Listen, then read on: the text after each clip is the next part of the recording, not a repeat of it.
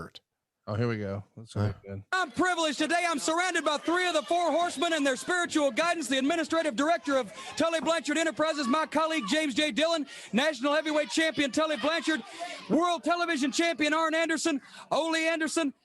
Gentlemen, all I can say is welcome. Mr. Cornette, you're very quick-witted today. There's nobody that's got a sharper tongue than you do. But today, for me personally, the American Dream, Dusty Rhodes, Magnum TA, and David Crockett in an earlier interview set the mood for me, which is a very, very dead serious mood.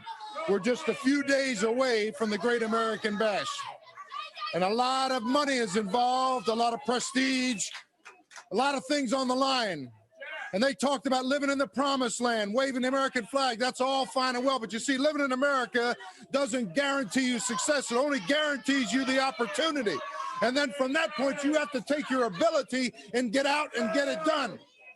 Now, American Dream Dusty Rhodes, you crippled Ole Anderson and put him out for almost 6 months.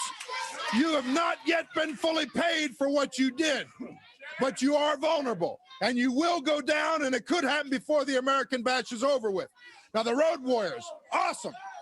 They said you couldn't beat them. They said you couldn't hurt them. And right here in this very studio, the people that you see surrounding me right now, minus the world heavyweight champion Ric Flair, who's here in spirit and constantly on our minds, was out here, and all of the Road Warriors, not one of them, not 2 of them, but all 3 of them were laid out right here in this studio, and we stepped over them on the way out.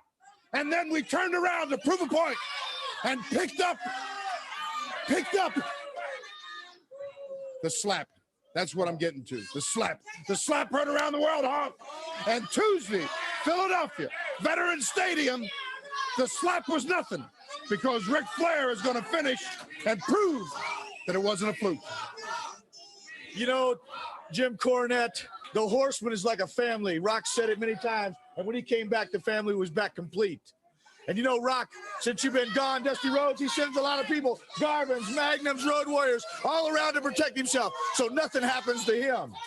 But you know, we have proved that the Horsemen are mightier than all of the rest. The Road Warriors, Garvin, all of them have all been left laying and carried out of any building by the Horsemen.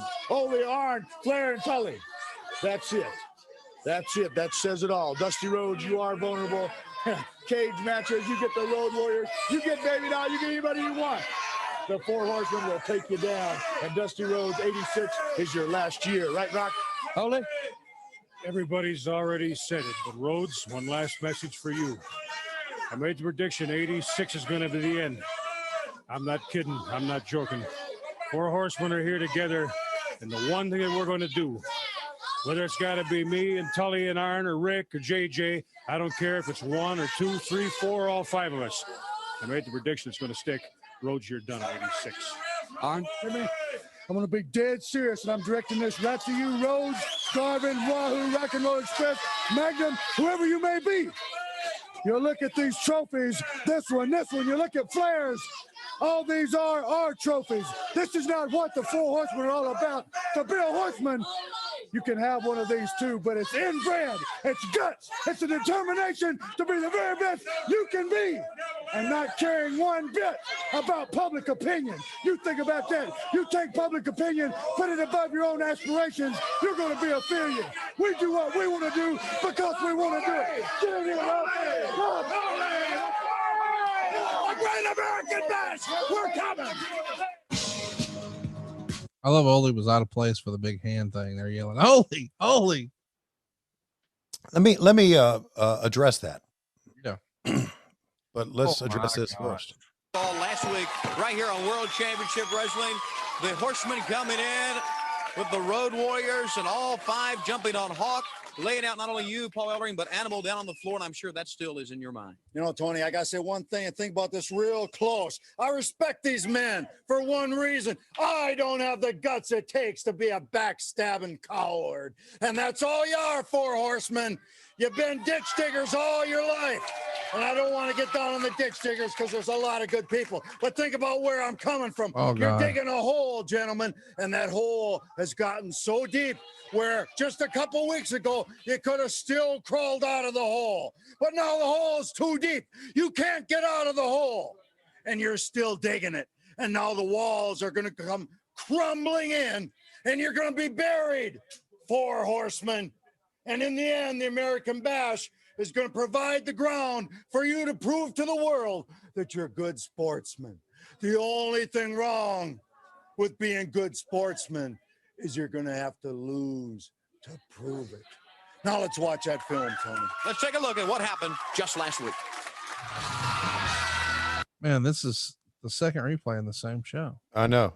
I want to address a couple of things. Apparently, we are seeing now the beginning of the politically correct era in World Championship Wrestling, because Paul did not want to offend ditch diggers. Well, he knew there was a lot of ditch diggers who bought tickets. Well, you know what? Have you ever dug a ditch? Yeah, once. No. Okay. I spent some summers digging ditches. Yeah, I did it for a day, and I was like, you know what? I think I'm gonna get another job. Yeah, it's they're pretty tough people. Yeah. Hats off to ditch diggers. Did Jim Cornette The ditch diggers. let me get to this point. Did Jim Cornette in his book, and I didn't read the entire book, I read most of it, did he ever talk about Ole Anderson? Yeah. Okay. Did they get along? Yeah. I mean, Ole's attitude was, I saw the tape and I wanted to fucking kill the kid. And if he could make me want to kill him, I knew he would be fantastic. Okay. I think him and Bill Watts both had sort of the same idea or attitude.